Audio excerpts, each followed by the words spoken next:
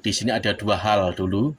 Soal tulisan Gus Najih di kitab Keabsahan Nasab Habib, salah satunya menganggap syarat kitab sejaman itu adalah omong kosong. Yang satunya lagi menolak nasab mereka dalam artian ini ba'alwi, berarti telah terjerumus dalam keharaman. Nah, ini dia jawabannya dari Kiai Imad, persyaratan kitab sejaman yang katanya omong kosong, katanya Gus Najih. Ini akan saya singkat, gitu loh.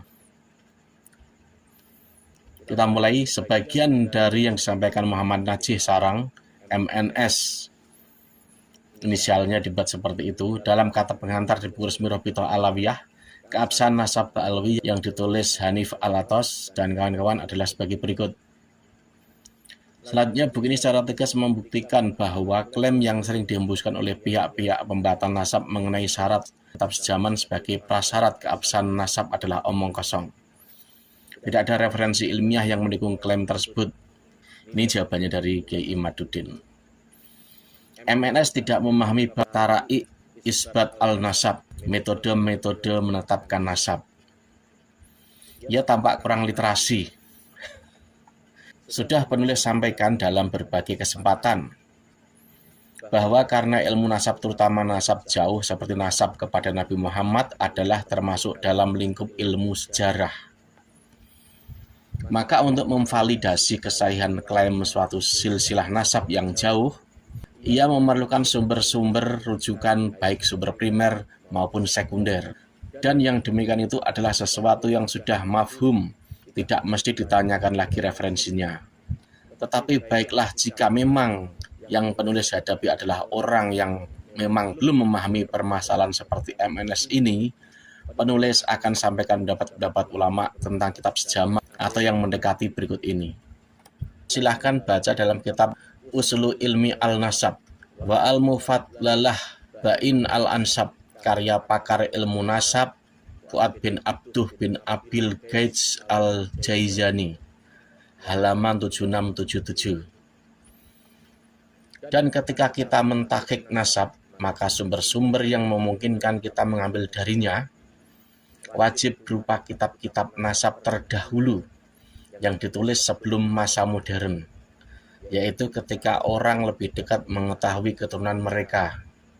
Ia juga mengatakan, kan tidak mungkin kita berbicara nasab terdahulu berdasar apa yang terdapat dalam kitab yang baru, dengan bersandar kepada pendapat yang tidak logis atau berdasar memori bangsa saja.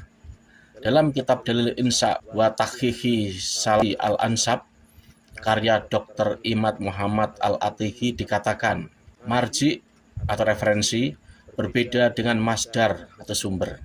Itu bahwa sumber lebih dekat waktu, tempat, dan lingkungannya dengan peristiwa yang diceritakannya. Adapun referensi berbeda dengan sumber pada beberapa atau seluruh unsur sebelumnya. Maka penulis referensi membutuhkan sumber dan sumber lain yang primer untuk melengkapi penelitiannya. Oleh karena itu, sumber lebih baik dihitung apabila terjadi pertentangan dengan referensi, kecuali jika referensi tersebut memuat analisis yang cermat yang membantah kontradiksi melalui sumber atau bahan-bahan primer lainnya. Jadi jelaskan Pak, bahwa kitab-kitab sejaman atau yang mendekati itu adalah sumber dalam meneliti nasab. Dengan kitab-kitab itu kita akan mengetahui apakah pengakuan nasab dari suatu klan itu sahih atau palsu. Jadi apa yang Anda ungkapkan terbukti bahwa Anda kurang literasi.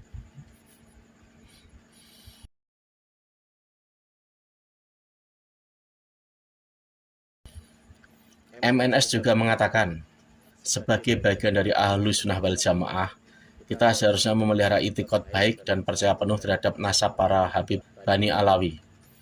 Menolak nasab mereka berarti telah terjerumus dalam keharaman taknu finasab, menuduh nasab orang yang dalam hadis dijelaskan sebagai kekufuran. Jawaban dari Kiai Imaduddin, kalimat di atas aneh. Apa kaitan ajaran Ahlus Sunnah wal Jamaah dengan nasab klan Ba'alwi? Jangan-jangan MNS belum paham makna Ba'alwi. Jangan-jangan ia memahami bahwa kalimat Ba'alwi itu bernisbat kepada nama Ali bin Abi Thalib. Wahai MNS, Ba'alwi itu bukan bernisbat kepada Ali bin Abi Thalib, tetapi kepada Alwi bin Ubaid atau Alwi bin Himham. Jadi Ba'alwi itu maknanya adalah anak keturunan Alwi atau anak keturunan Himham, bukan anak keturunan Sayyidina Ali. Sepanjang yang penulis tahu, sebagian dari ajaran Ahlussunnah wal Jamaah itu adalah tentang mencintai ahlul bait Nabi, bukan mencintai klan Ba'alwi.